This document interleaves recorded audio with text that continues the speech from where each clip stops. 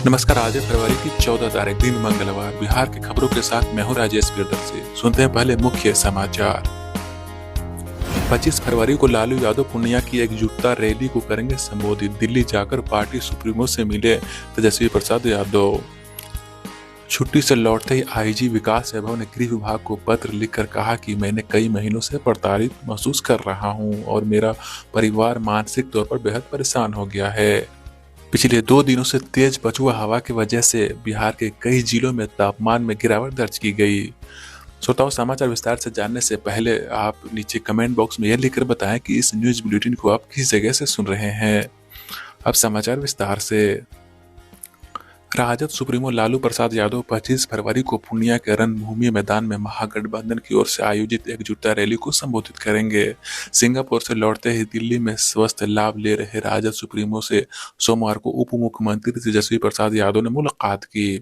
तेजस्वी यादव ने पार्टी प्रमुख को बिहार के ताजा राजनीतिक हालात की जानकारी दी। साथ ही एकजुटता रैली की तैयारियों को लेकर भी विस्तार से बताया। रांची में पूर्व निर्धारित कार्यक्रम में शामिल होने के कारण तेजस्वी यादव सिंगापुर से दिल्ली लौटने के दौरान लालू प्रसाद यादव को रिसीव करने नहीं पहुंचे थे। रांची में कार्यक्रम के समापन के बाद वे रांची से सीधे दिल्ली के लिए रवाना हो गए। राजद सूत्रों के अनुसार दिल्ली में बड़ी बहन मीसा भारती के आवास पर उन्होंने पिता लालू प्रसाद से मुलाकात की और उन्हें स्वास्थ्य के बारे में जानकारी ली। इस दौरान महागठबंधन की रैली को लेकर चर्चा हुई। बताया जाता है कि 25 फरवरी को पूर्णिमा में होने वाली महागठबंधन की प्रस्तावित रैली में Rajad supremo Lalu Prasad Yadav video conferencing के माध्यम से ऑनलाइन जुड़ेंगे। इस रैली को दिल्ली से ही संबोधित करेंगे। 2024 चुनाव के आगाज के रूप में इस रैली को देखा जा रहा है। ऐसे में लालू प्रसाद यादव का संबोधन बिहार की राजनीति को एक नई दिशा प्रदान करेगी। इस रैली की तैयारी शुरू की जा चुकी है।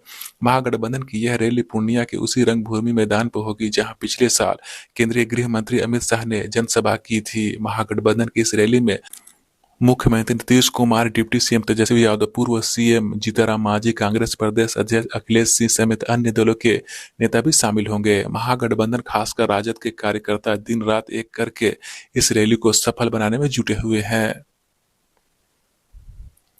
बिहार के गया में एक रेल हादसा हुआ है। गया धनबाद रेलखंड के बंधुआ स्टेशन पर मालगाड़ी के कई डिब्बे पे बैटरी हो गए। बताया जा रहा है कि इस हादसे के कारण इस रेलखंड पर परिचालन ठप हो गया। खबर है कि इस रूट में चलने वाली कई ट्रेनों को जहां तहां रोक दिया गया। हालांकि इस घटना में जान माल का नुकसान नहीं हुआ है। इस हादसे की वजह से गया फतेहपुर सड़क मार्ग का आवागमन पूरी तरह से ठप हो गया है। इस घटना की जानकारी के बाद रेल पदाधिकारी टीम मौके पर रवाना हुई। यह घटना 2:30 बजे के आसपास बताई जा रही है। रेल सूत्रों से मिली जानकारी के अनुसार एक बड़ा ट्रेन हादसा टल गया। घटना के बाद अधिकारी मौके पर पहुंचकर स्थिति को नियंत्रण करने में लगे हुए हैं। जानकारी के अनुसार गया धनबाद रेलखंड के बंधुआ रेलवे स्टेशन के समीप गया की ओर से आ रही एक मालगाड़ी के 3 डिब्बे बेपटरी हो गए। मालगाड़ी के बेपटरी होने की वजह से कई ट्रेनों का परिचालन प्रभावित हुआ है। राहत और बचाव कार्य शुरू कर दिया गया है। कुछ घंटों में रेल परिचालन सुचारू रूप से चलने लगेगी। एक माह पूर्व ही ग्रैंड कोड सेक्शन के धनबाद रेलखंड के कोडरमा, गया रेलखंड के टनकुप्पा स्टेशन के समीप मालगाड़ी के 3 वैगन बेपटरी हो गए थे। घटना के बाद अप और डाउन में परिचालन घंटों बाधित हुआ था। इस दौरान दिल्ली से आने वाले 3 राजधानी एक्सप्रेस सहित कई ट्रेनों के पहिए थम गए थे। इससे पहले 26 अक्टूबर को मालगाड़ी के इस तरह से बेपटरी होने की खबरें सामने आई थी। बिहार में बीते 2 दिनों से पछुआ हवा चलने के कारण एक बार फिर से ठंड का एहसास होने लगा है। पछुआ हवा के कारण दिन के तापमान में गिरावट दर्ज की गई है। सोमवार को ठंड के साथ ही पछुआ हवा का काफी असर देखने को मिला, जिसके चलते राज्य के कई हिस्सों में ठिठुरन बढ़ गई है। फरवरी माह में मंगलवार को बक्सर का न्यूनतम तापमान 10 डिग्री सेल्सियस रहा। ठंडी हवाओं के कारण लोगों को एक बार फिर से ठंड का एहसास हो रहा है। मौसम विज्ञान की माने तो अगले 1 सप्ताह तक मौसम के साफ रहने की संभावना है, मगर हवा का झोंका 2-3 दिनों तक बरकरार रहेगा। सोमवार को 47 किलोमीटर प्रति घंटे की रफ्तार से पश्चिमी हवा चली। मौसम के बदले मिजाज के बीच अहले सुबह से ही पछुआ हवा के कारण कई लोगों की दिनचर्या प्रभावित रही। मंगलवार को भी मौसम का न्यूनतम तापमान 10 डिग्री तक बने रहने की संभावना है, जिसके चलते लोगों को ठंड से परेशानियों का सामना करना पड़ रहा है। लोगों ने बताया कि सुबह 8 बजे धूप निकलने के बाद ही ठंड से राहत मिली। लगातार कई दिनों से राज्य के मौसम में बदलाव देखने को मिल रहा है। शहरवासियों का कहना है कि सुबह और शाम में गलन बढ़ रही है, जिसके कारण चलते लोग परेशान भी दिख रहे हैं। राज्य के कई हिस्सों में सिर्फ धूप रहने तक ही लोगों को ठंड से राहत मिल रही है। शाम होते ही ठंड का असर देखने लगता है। ठंड का ज्यादा असर बुजुर्ग तथा छोटे बच्चों पर देखने को मिल रहा है। इधर पछुआ हवा के चलने के कारण किसानों को खेतों की नमी सूख रही है, जिससे फसलों के पैदावार पर असर पड़ने की उम्मीद है। औरंगाबाद के स्थित मदनपुर थाना क्षेत्र के नक्सल प्रभावित बादम गांव में चोरी छिपे की गई अफीम की खेती के मामले में 18 लोगों पर एफआईआर दर्ज की गई है। पुलिस इन सभी आरोपितों की गिरफ्तारी के लिए लगातार छापेमारी अभियान चला रही है। थाना अध्यक्ष शशि कुमार राणा ने बताया कि पुख्ता प्रमाण के आधार पर 18 लोगों को चिन्हित किया गया है। इन सभी के खिलाफ कानूनी कार्रवाई करते हुए एफआईआर दर्ज की गई है। बिहार के आईपीएस होमगार्ड के आईजी विकास वैभव बीते कई दिनों से सुर्खियों में बने हुए हैं। ट्विटर पर अग्निशमक एवं होमगार्ड सर्विसेज की डीजी शोभा ओहतकर पर विकास वैभव ने प्रताड़ित करने का आरोप लगाया था, लेकिन विकास वैभव को अब जान के खतरे का डर सता रहा है। सोमवार को आईजी विकास वैभव ने गृह विभाग को इस संबंध में एक चिट्ठी लिखी है। विकास वैभव ने अपने इस पत्र में तमाम हालातों का सिलसिलेवार विवरण दिया है। उन्होंने अपने इस पत्र में ट्रांसफर की मांग रखी है। आवेदन में उन्होंने उन हालातों का जिक्र किया है जिसमें कथित तौर पर होमगार्ड डीजी शोभा ओहतकर ने उन्हें प्रताड़ित किया है। छुट्टी से लौटते ही आईजी विकास वैभव ने गृह विभाग को पत्र लिखकर कहा कि मैंने कई महीनों से प्रताड़ित हूं। मेरा और मेरा परिवार मानसिक तौर पर बेहद परेशान है। उन्होंने कहा कि मेरे लिए एक दिन भी काम करना खतरे से खाली नहीं है। वर्तमान में स्थिति मेरे लिए एक भी दिन काम करने के खतरे से खाली बिल्कुल नहीं है। मेरे साथ कभी भी कोई अप्रिय घटना हो सकती है, इसलिए मुझे दूसरे विभाग में भेज दिया जाए। विभाग नहीं बदलने पर विकास वैभव ने अवकाश की मांग की है।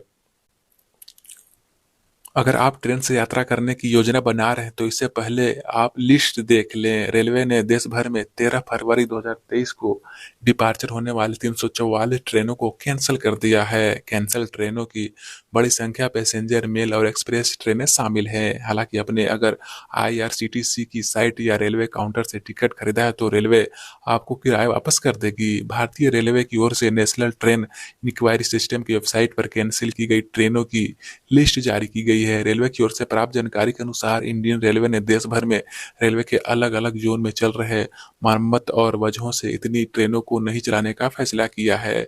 इतनी बड़ी संख्या में ट्रेनों को कैंसिल करने से यात्रियों को काफी परेशानी का सामना करना पड़ रहा है।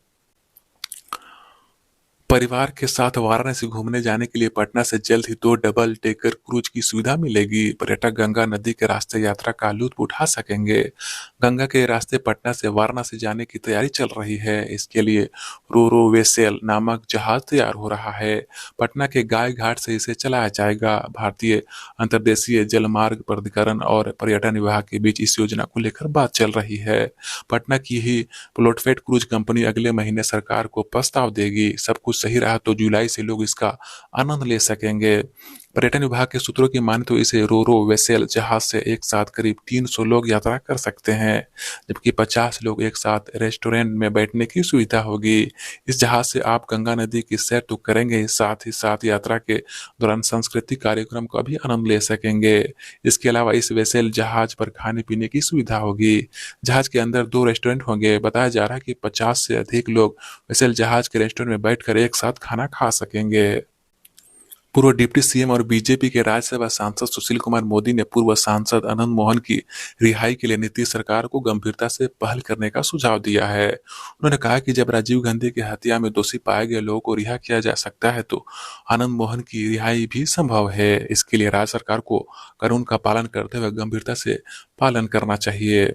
बिहार के औरंगाबाद में सीएम नीतीश कुमार की समाधान यात्रा के दौरान हैरान कर देने वाला मामला सामने आया है, जब कुर्सी की एक टांग मुख्यमंत्री के चेहरे के पास से गुजरती हुई सुरक्षाकर्मी के हाथ में आई। समाधान यात्रा के दौरान औरंगाबाद में सोमवार को यह घटना सामने आई है। बिहार के आईजी विकास वैभव और डीजी शोभा ओहतकर की बात हमता नजर नहीं आ रहा है। अब विकास वैभव से एएससी को खत लिखकर डीजी शोभा से खुद और परिवार की जान का खतरा बताया है और ट्रांसफर या छुट्टी की मांग कर डाली है। मधेपुरा के डॉक्टर निर्वाण भारत की गोवा में हत्या कर दी गई। रविवार को घर पर शव को पहुंचते ही परिवार में कोहराम मच गया। पैसों की लालच में कुक ने हत्या का अंजाम दिया था और शव को बेड पर छिपा दिया था। पुलिस ने आरोपियों को गिरफ्तार कर लिया है। मुजफ्फरपुर टाइम बम मामले में एडीजी मुख्यालय जितेंद्र सिंह गंगवार ने प्रेस वार्ता में कहा कि मुख्य आरोपी जैकी की गिरफ्तारी के बाद ही पता चल जाएगा कि टाइम बम बनाने का मकसद क्या था। उसकी तलाश में राज्य के अंदर और बाहर 2 टीमें छापेमारी में जुटी है। जैकी ने अपने ही भाई जावेद को बम रखने को झोले दिए थे। एडीजी ने कहा कि बरामद बम घातक नहीं है, बम में डेटोनेटर स्विच या घातक विस्फोटक नहीं मिला है। फोरेंसिक टीम की जांच जारी है और एटीएस मामले की जांच कर रही है। एनआईए की जांच के बारे में जानकारी होने से उन्होंने इनकार कर दिया है। लखीसराय के रामगढ़ चौक थाना क्षेत्र के चमघड़ा गांव के समीप सोमवार की दोपहर बाइक और बालू लदे ट्रैक्टर की टक्कर हो गई। हादसे में बाइक सवार 2 लोगों की मौत हो गई, जबकि एक अन्य गंभीर रूप से घायल हो गया। दुर्घटना में वीरूपुर थाना क्षेत्र के गिरधपुर निवासी राजेश कुमार के पुत्र शामिल है। जेडीयू के नेता मौलाना गुलाम रसूल बलियानवी एक बार फिर अपने बयान को लेकर विवादों में आ गए हैं। बलियावी ने योग गुरु बाबा रामदेव के आतंकी संगठन लश्कर तैयबा और जैसे मोहम्मद से संबंध होने की बात कही है। साथ ही बागेश्वर धाम के पंडित धीरेन्द्र शास्त्री को बहरूपिया करार दिया है। इसके साथ ही उन्होंने पीएम नरेंद्र मोदी की भारतीय फौज में मुस्लिमों की संख्या बढ़ाने की भी मांग की है। डुमरा थाना क्षेत्र में ट्रेन की चपेट में आने से युवक की मौत सोमवार की सुबह हो गई। पुलिस ने बताया कि रक्सौल से दानापुर जाने वाले इंटरसिटी एक्सप्रेस की चपेट में युवक आ गया था। स्थानीय लोगों ने बताया कि ट्रैक पार कर रहे दौरान अचानक यह ट्रेन आ गई, जिससे उसकी मौके पर ही मौत हो गई। पुलिस ने शव को कब्जे में लेकर पोस्टमार्टम के लिए सदर अस्पताल भेज दिया है। पुलिस उसकी पहचान कर रही है।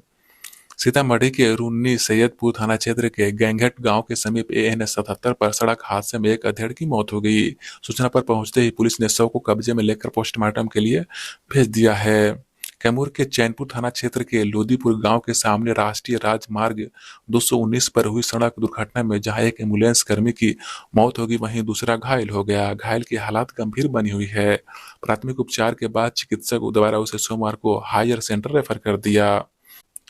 मुंगेर में गुप्त सूचना पर जिला सूचना इकाई और बरियारपुर थाना की पुलिस ने संयुक्त रूप से कार्रवाई करते हुए ऋषि कुंड में छापेमारी कर अवैध रूप से संचालित मिनी गन फैक्ट्री का उद्भेदन किया। पुलिस ने हथियार निर्माण में 2 लोगों को गिरफ्तार भी किया है।